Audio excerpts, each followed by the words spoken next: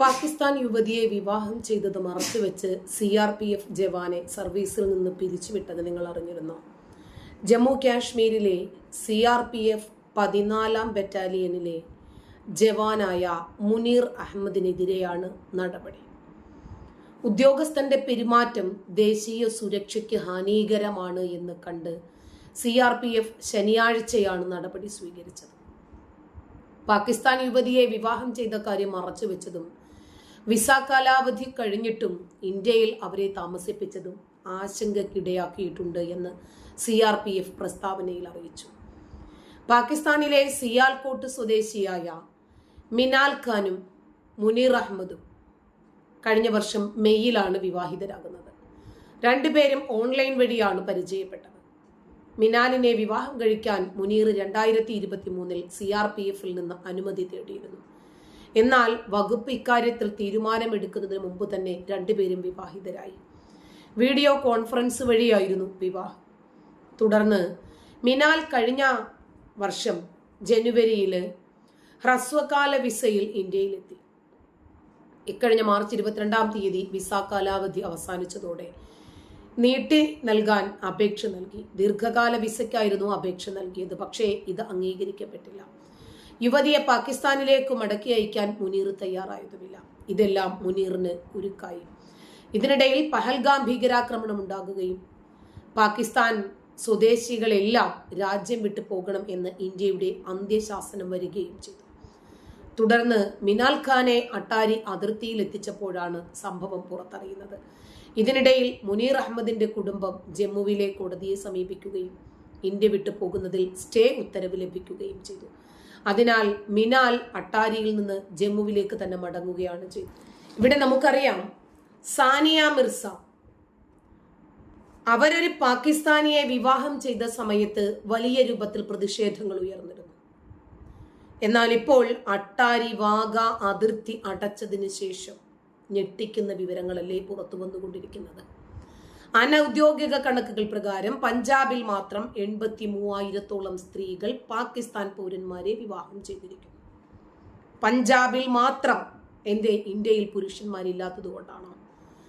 പാക് പൗരത്വം സ്വീകരിക്കുന്നതിന് പകരം അവർ ഇവിടെ കുട്ടികൾക്ക് ജന്മം നൽകുന്നുണ്ട് എന്നല്ലേ വാർത്തകൾ നമുക്ക് മനസ്സിലാക്കി തന്നത്, അല്ലേ?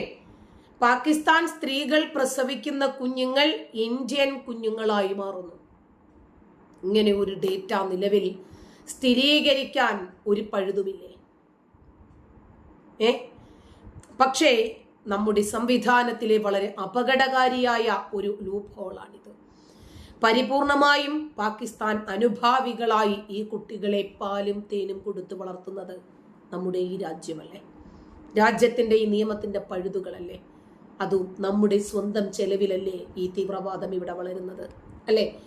എത്ര ISI ഏജന്റുമാരെ, ഭാവിയിലെ എത്ര വലിയ തീവ്രവാദ സംഘടനകളുടെ നേതാക്കന്മാരെ, ഇന്ത്യക്കെതിരെ യുദ്ധം ചെയ്യാനുള്ള എത്ര സൈനികരെ, ഭാവിയിലെ എത്രയെത്ര സ്ലീപ്പർ സെല്ലുകളെയാണ് ഈ രാജ്യം ഈ ഒരു നിയമത്തിന്റെ പഴുതുപയോഗിച്ച് വളർത്തിക്കൊണ്ടുവരുന്നത്.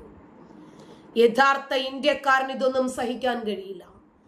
പാകിസ്ഥാൻ മുക്ക് എന്ന ഒരു പേര് ഈ കേരളക്കരയിൽ കൊല്ലം ജില്ലയിൽ ഉണ്ട് എന്നറിഞ്ഞപ്പോൾ ഓരോ രാജ്യസ്നേഹിയുടെയും രക്തം പൊടിഞ്ഞു, അവരുടെ ചോര തുടിച്ചു. നമ്മൾ നമ്മുടെ രാജ്യത്തെ അത്ര കണ്ട് സ്നേഹിക്കുന്നുണ്ട്.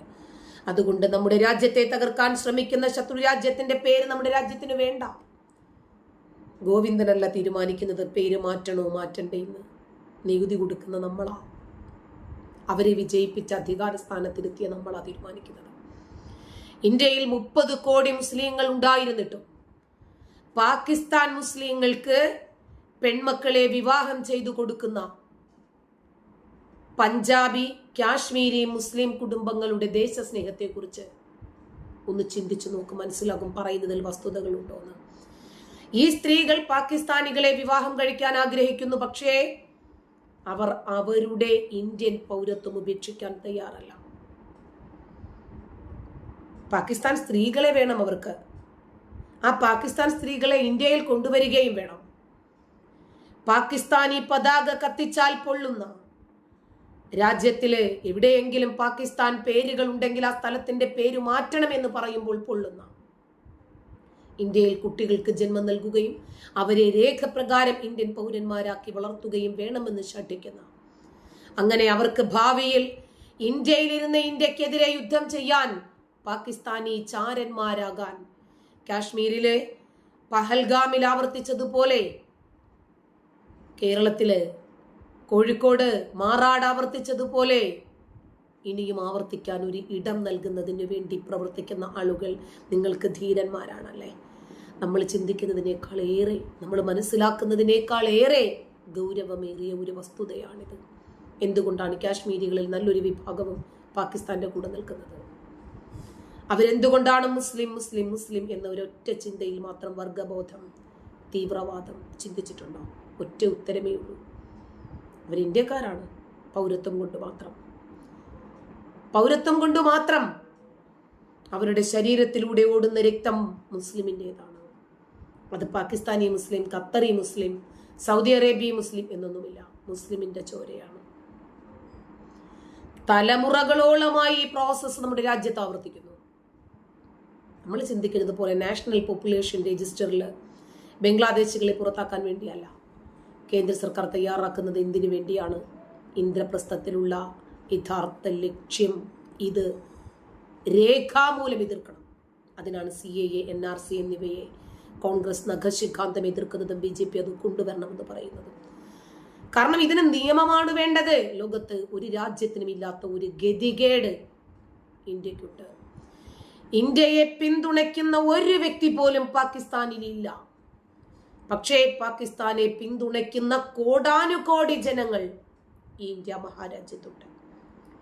ഇന്ത്യയുടെ ഒരു മൂല പോലും പേര് പറയുന്ന ഒരു സ്ഥലം, ഒരു പ്രദേശം പാകിസ്ഥാനിലില്ല. പക്ഷേ പാകിസ്ഥാൻ മുക്കും ബംഗ്ലാദേശ് കോളനിയും ഒക്കെ ഈ രാജ്യത്തിനകത്തുണ്ട്. പാകിസ്ഥാന്റെ ചോറ് തിന്ന് പാകിസ്ഥാന്റെ പൗരത്വവും പേര് പാകിസ്ഥാനെതിരെ പ്രവർത്തിക്കുന്ന ഒരു പുൽക്കൊടി പോലും പാകിസ്ഥാനിലില്ല. കാരണം അവർക്ക് അവരുടെ രാജ്യത്തോട് കൂറുണ്ട്, പ്രതിബദ്ധതയുണ്ട്, സ്നേഹമുണ്ട്. നമ്മുടെ രാജ്യത്തിന്റെ പൗരത്വവും പേരി നമ്മുടെ രാജ്യത്തിനെതിരെ പ്രവർത്തിക്കുന്ന ആളുകൾ നമ്മുടെ രാജ്യത്തിനകത്ത് തന്നെയുണ്ട് എന്ന് പല സന്ദർഭങ്ങളിലും നമുക്ക് മനസ്സിലാക്കി തരുവാണ്.